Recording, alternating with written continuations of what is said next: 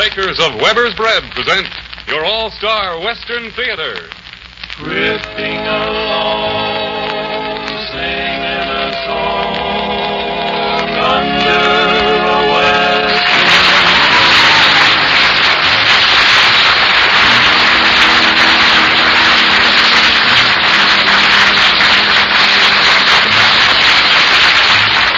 From Hollywood comes your all-star Western Theater, starring America's great Western singers, Foy Willing and the Riders of the Purple Sage.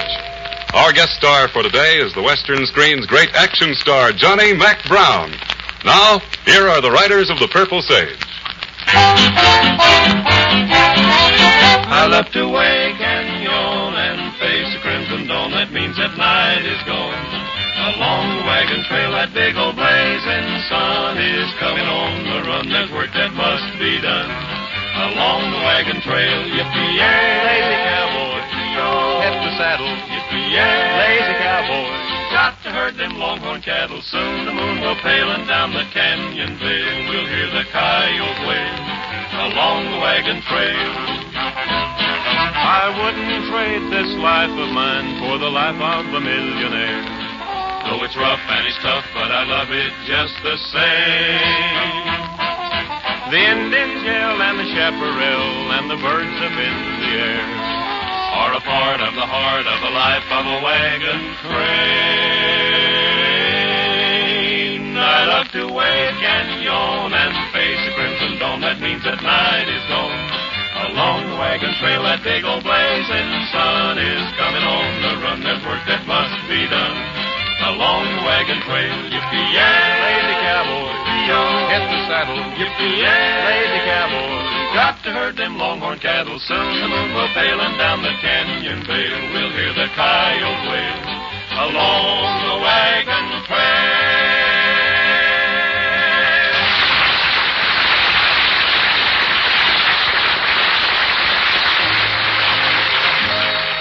When there was trouble out in the open range in the days of the great cattle kingdoms, the cowpunchers strapped on their 6 guns and traveled in pairs when they rode fence or hunted for the lost strays.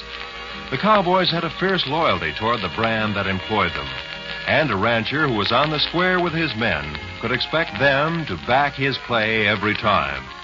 Today, famous Weber's Bread is popular because the bakers of Weber's Bread are on the square with the public they serve. Weber's makes certain that the quality of its bread is always consistent. When you buy a loaf of Weber's Bread, you can be sure that you can always depend on it. Depend on Weber's Bread being well mixed and well baked, that its firm, even texture and distinctive flavor will always add extra enjoyment to every meal. Buy a loaf of Weber's Bread next time you go shopping. You'll like it.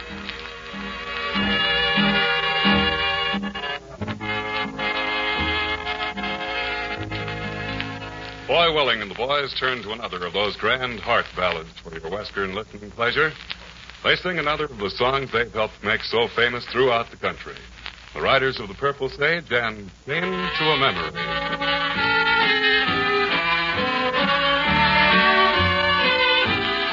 Makes no difference if we two are far apart, dear. I could never, ever love somebody new, 'cause there isn't any room inside my heart, dear, while I'm chained to a memory of you. I could never tell another I belong to them. All the whispered words of love would not be true. I could never tell another that I long for them, 'cause I'm chained to a memory of you.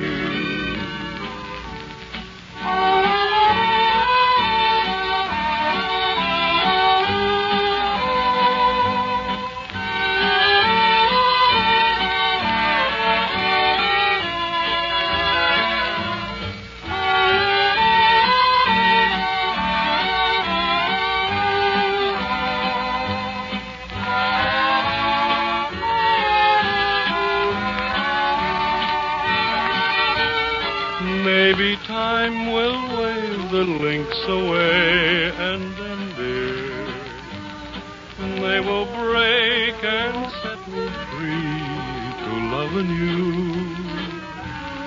But I'll never care for someone else again, dear, while I'm chained to a memory of you.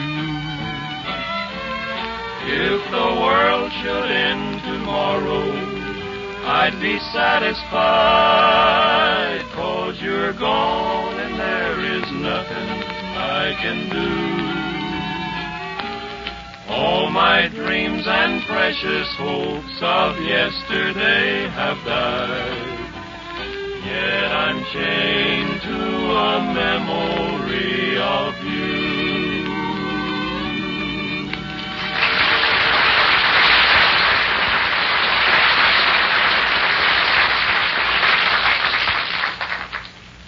Our guest today is one of the most famous Western stars the screen has ever known. He's made millions of friends and fans and has achieved the reputation of being one of Hollywood's most successful stars.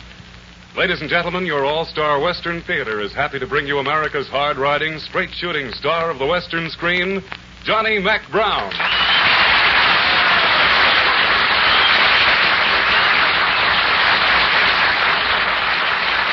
Our guest star has heard in a story of the West written especially for him and entitled The Man from Alabama.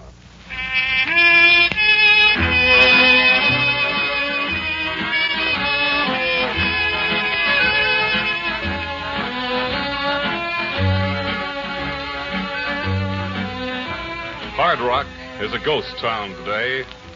Yet 50 years ago, it was the wildest, wickedest boom town from the Mississippi River to the shores of San Francisco Bay. Let's go back to the decade just before the turn of the century. Conditions have become so intolerable that the respectable citizens of the town have decided to take action. Caleb Turner, president of the Hard Rock State Bank, has been appointed a committee of one to deliver an ultimatum to Sheriff Dave Belton. Now, we don't want to be unreasonable or unfair, Sheriff, but something's got to be done. We got a new school teacher coming out in a few days, an Eastern girl from back in Wisconsin. How long do you think we can keep her here if she's going to be insulted every time she walks down the street? Well, the boys do talk a little rough sometimes, Mr. Turner. A little rough, did you say? And what have you done about those robbers that have held up the stage 4 times in the last 2 months? Well, I'll tell you what you've done. Absolutely nothing. Now, it's got to stop, Sheriff. Twice my bank has lost shipments of money from Denver, and twice the gold bars from the smelter have been taken. well, I've done my best, Mr. Turner, but I just can't handle And get someone who can. That's what I was fixing to bring up. I know an hombre that's so fast with his 6 guns he can snuff a candle and draw and empty them both before the lights go out. You know him, eh? Well, Who is he? I can't say that I actually know him, but I know all about him. Young fellow by the name of Cherokee Red Simmons. Yeah? Came from somewhere down around Alabama. Where is he now? Last I heard, he was down in Tombstone, Arizona. Seems like he just drifts around wherever there's liable to be a ruckus. Then get in touch with him at once and offer him whatever it'll take to bring him here. The Citizens Committee has authorized me to spare no expense. We're determined to make this town a fit place to live in. I'll send him a telegram tonight, Mr. Turner. If we can get him, I'll guarantee you he'll turn Hard Rock every way but lose.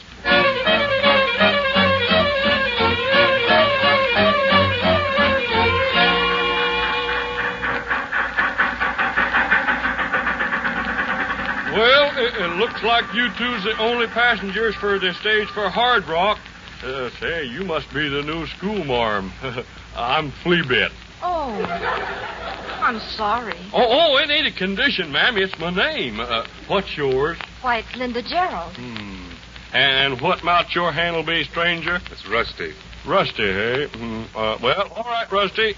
Suppose you pump Miss Gerald's paw and tell her you're proud to meet up with her. Then you can both climb aboard and we'll shake, rattle, and roll out of here. How do you do, Mr. Gerald? How do you do? How far is it to Hard Rock, Mr. Fleabit? Well, about 22 miles, ma'am, with most of them standing on age. But don't you fret yourself none now. Barring flood, fire, tornadoes, earthquakes, or road agents, we'll get there. Yes, ma'am, we'll get there if nothing don't slip from there. Come unraveled. Yeah.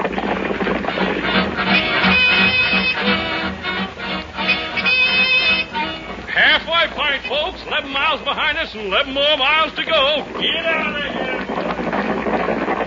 I beg your pardon, but I can't help but ask you something. How do you suppose our driver ever was given such a strange nickname as Fleabit? I reckon it's on account of his whiskers, ma'am. You mean the fleas get into his whiskers? No, ma'am. What we call a flea-bitten gray is a horse that's gray with sorrel spots. Did you notice the driver's whiskers? Oh, I see. Is this your home out here? I mean, your original home? No, ma'am. My home's in Wisconsin. Have you ever been in Wisconsin? No, ma'am. Oh, this is the first time I've ever really been out west. I'm terribly excited. Oh, but they don't have holdups and things like that anymore, the way they did in old days, do they? I'm afraid they do, ma'am. Sometimes. Oh.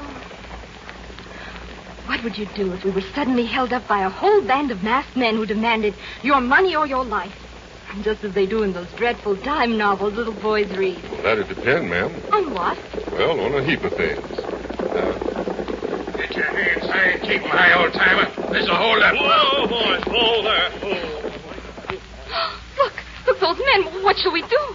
Do just like they tell you to. There are 7 of them, and they've got the drop on us. You inside there.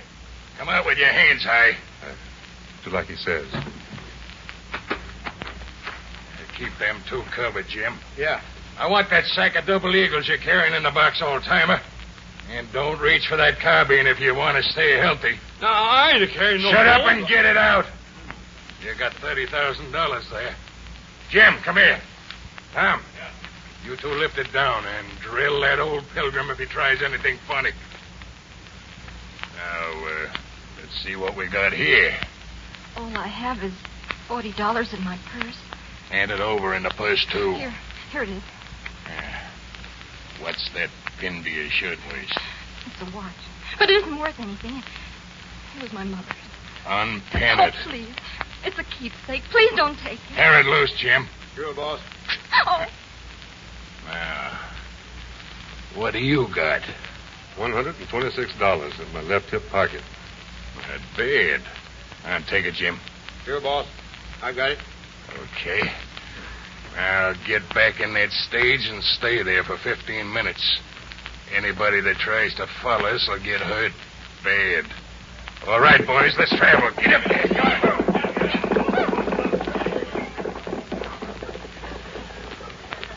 You call yourself a man. You just stood there and let those men take my watch. The watch my mother left me. I'm sorry, ma'am. What would you have me do? I don't know.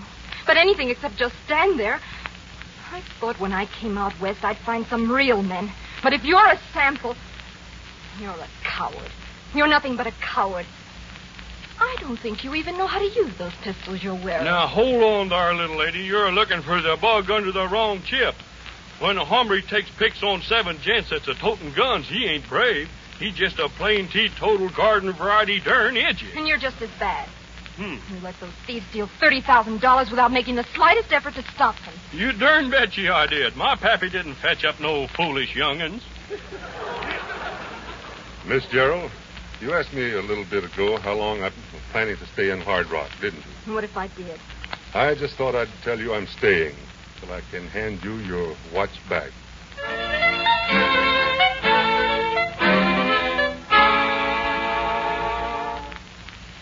It's not its actual value, Sheriff. It belonged to my mother.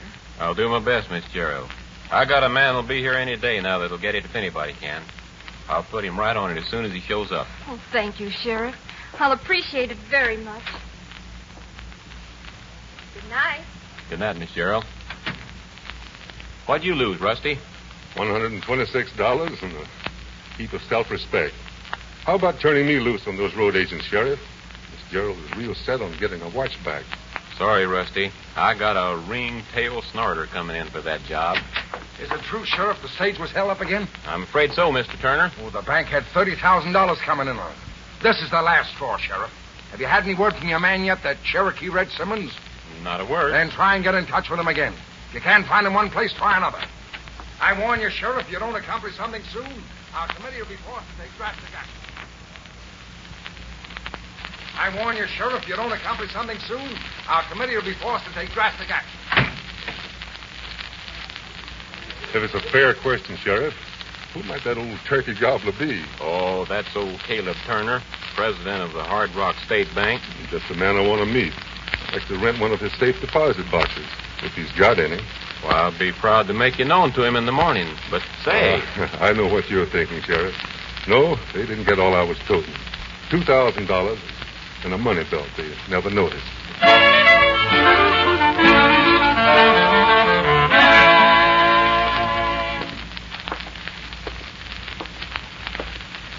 Nice little bank Turner's got here. Yeah, we're right proud of it, Rusty. He's even got a private office. That's it right ahead of us. That's right, ain't it, Mr. Turner? Wait a minute, Sheriff. 5,000 is the exact sum, Mr. Deaver. Well, I'll maybe be needing some more in a couple of weeks as such a matter. Any time at all, Mr. Deaver. Glad to have your business at any time. Come on, Sheriff. I just happened to think of something I've got to do first. Sounded like Turner was busy. We can come back later. Well, he'll be finished in just a minute or two. I'm not in any rush. Who was that fella Turner was talking with? Tall Deaver? Why? Oh, I thought for a second his voice was familiar. I reckon I was wrong, though. What's this Deaver do? Owns a big saloon and gambling house over near the diggings at Hangtown. Hangtown? Yeah. 50 miles west of here, but still in the county. Well, it don't sound like a place for Sunday school to hold a picnic. You can bet it ain't. And Deaver's bad medicine. Meaner than a sidewinder and twice his poison. Was a crooked layout, huh? Crookeder than a dog's hind leg. I got no doubt he's guilty of every crime and misdemeanor in the book, including murder. Keeps a half a dozen to a dozen gunslicks around him all the time. Why, there ain't a man in the whole county that ain't afraid of him. Including you, Sheriff? Well, I ain't ashamed to admit that I'll leave him alone. Besides, I got my hands full right here in Hard Rock.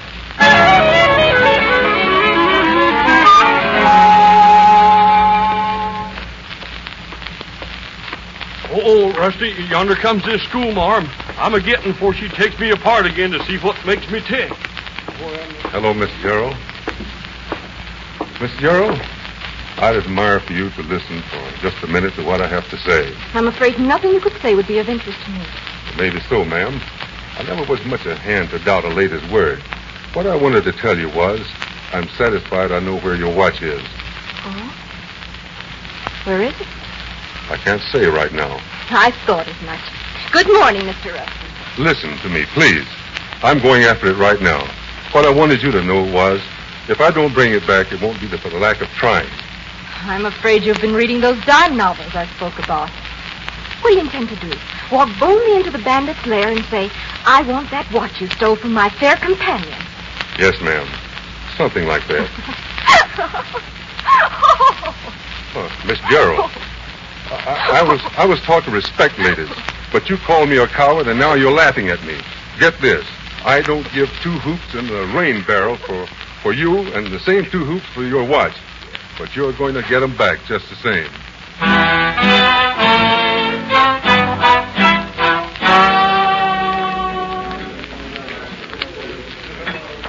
Look, Carl. There's that tenderfoot that was on the stage the other day. Great suffering snakes. Either he's plumb ignorant or else he's got more nerve than good sense. I'll take care of him. Howdy, stranger. Something I can do for you? Your name, Paul Deaver? Yeah, if it ain't, folks have been calling me by the wrong handle for a right smart spell. What business you got with me? I got a bill here I'm aiming to collect. Read it. It's a Tall Deaver, Hangtown. Stolen from me $126. Stolen from Miss Linda Gerald, $40. Total $166. Also stolen from Miss Gerald, 1 lady's gold watch. What kind of a bluff are you trying to run on me, stranger? No bluff, Deaver. You going loco? And not that I know about. Why? 'Cause no man talks to Tall Deaver like you're talking without reaching for his guns. That's what I've been hearing. Then you're asking for it when I kill you. That's right. When does the killing start? When I'm ready. Being as you're a stranger, I'll give you a break. I'm counting to 5 before I draw on you. Stand back, boys. Start saying your prayer, pretty boy. There ain't nobody outdraws tall. Shut up, Jim. 1, 2, 3. You better start reaching. I'm waiting on you, Deaver. Keep counting. 4. Go on. Yep. By grave, stranger, I like your nerve. How about coming to work for me? Keep counting, Deaver. You've just got one more number to go. You lost your brains, man. I'm giving you a break. I'm not looking for favors. I've heard sheep before I put in with you. Now, you're going to reach for your guns or just going to stand there? You. Don't in the rest of you. Trying your funny notions. Now, where's that watch, Deaver? I ain't got it. That one just crapped your ear, Deaver. But so help me if you don't tell me where that watch is. The next will be aimed someplace else. I ain't got it. Don't shoot. I'll tell you who has got it.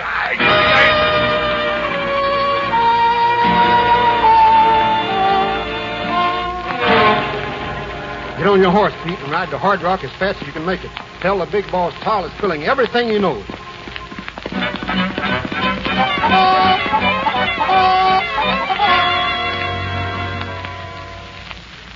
You know, I couldn't sleep a wink last night, Sheriff. I was laying in bed thinking over the whole situation. And all of a sudden it came to me. Doesn't it seem strange to you this rusty fellow made no effort to protect a charming lady like Miss Gerald the other day? Well, no, I can't say that it does, Mr. Turner. After all, he was looking into the business end of a half a dozen Winchesters. Yeah, I know, but what do you know about him? Isn't it possible he's been around here for a long time? Hidden, of course, and been behind all those holdups of the stage? Well, oh, he don't seem... Never mind what he seems to be, Sheriff. A gold watch was stolen from Miss Gerald. A watch which he can easily identify. Now, Rusty has a safety deposit box at my bank. If that watch were to be found in his box... You got any real reason? Sheriff, I demand you take this Rusty into custody and bring him down to the bank.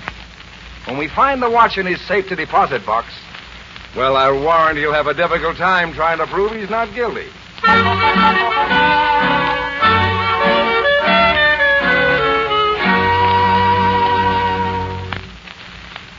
Morning, Miss Gerald. Well, looks like you've got just about everybody here, Sheriff.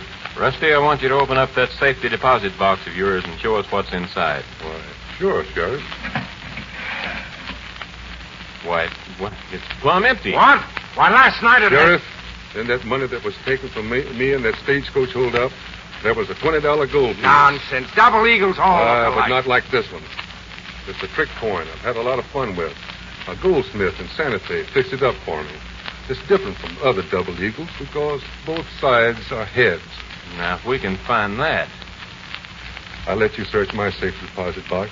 Isn't it only fair that Mr. Turner should do the same? What? I'll permit nothing of the sort. This is an outrage. Mr. Turner, I'll have to ask you to open it. Yeah? Get your hands up, all of you. He's all yours, Sheriff. I'll get you for this, Rusty. Buddy. I'll get you. Don't forget Rusty, how'd you know it was him? I recognized Carl Deaver as the leader of the hold-up men by his voice, and I persuaded him to tell me then. I had a notion Turner tried to frame me, so I slipped into the bank last night. By the way, Mr. Turner, your back door could be unlocked with a hairpin. I opened my box, and in it, I found this. My what? It'll probably have to be used as evidence, Miss Gerald, but you'll get it back. Oh, Rusty, I'm so sorry. I don't know how I'll ever thank you. Forget it, miss. You know, a spell back, Rusty, you asked me for a job, and, well, I told you I had another fella for it, Cherokee Red Simmons. He never showed up. The job's yours if you want it. Thanks, Sheriff. But I guess I'll be drifting along. Winter's coming on, and it'll be nice and warm down there in El Paso. Would you let me... I mean, would you mind if I wrote you? I'd be mighty proud to hear from you, ma'am. General Delivery, El Paso. But how shall I address the letter? Just Rusty? No, ma'am. I'm sure I'll get it if you address it to Cherokee Red Simmons.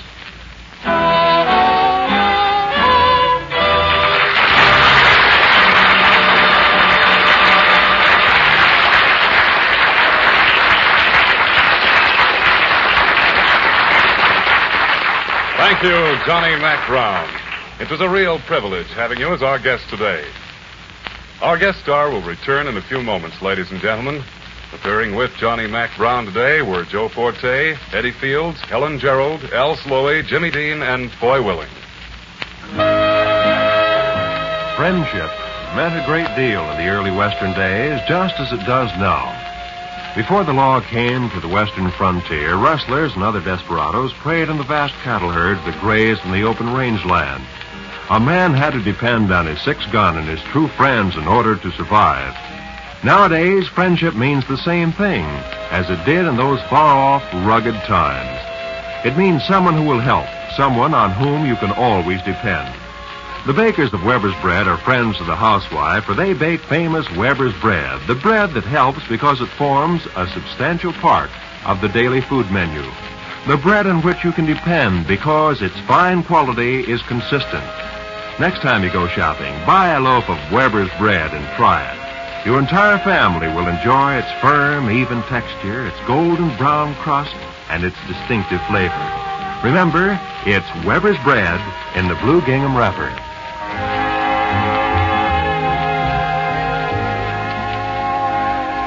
Now, here's Foy Willing returning with today's special guest of your all-star Western Theater, Johnny Mac Brown.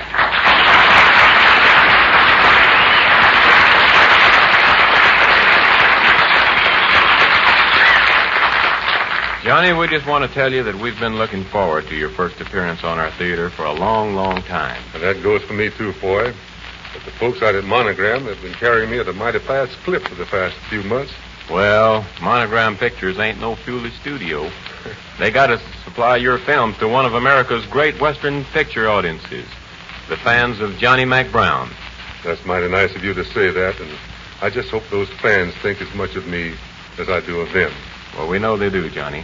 And again, thanks for coming to see us, and we'll look forward to another visit real soon. That's for me, Foy, and so long, folks.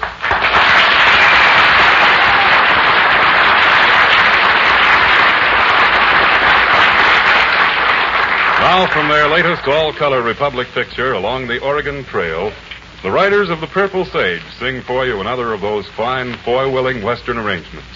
Oregon. Men? Oregon! Oregon!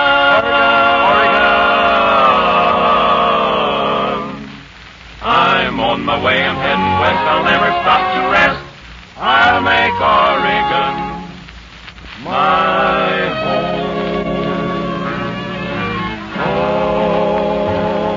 Oregon, where the timber hits the sky.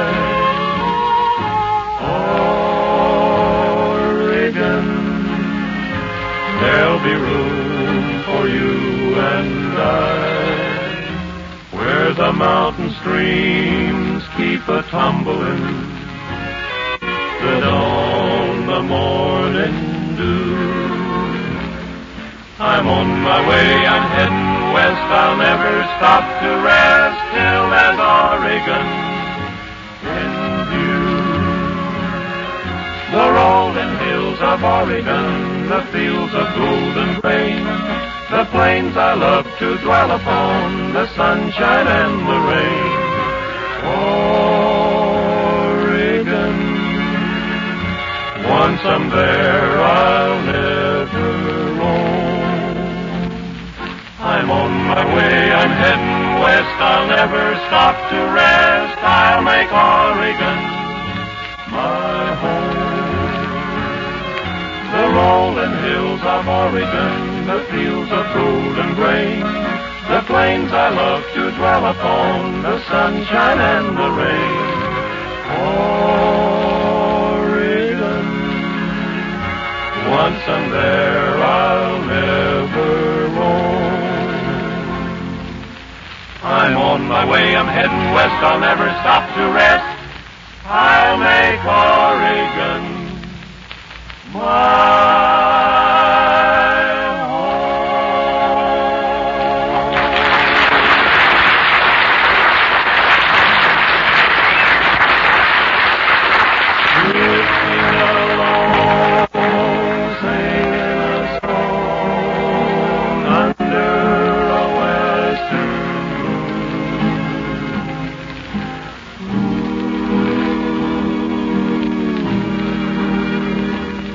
From Hollywood, you have heard your all-star Western Theater, a V.M. Bear production starring America's great Western singers.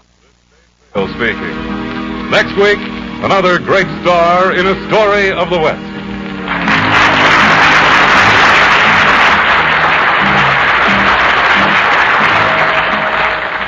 This program came to you from the studios of KNX, Columbia Square.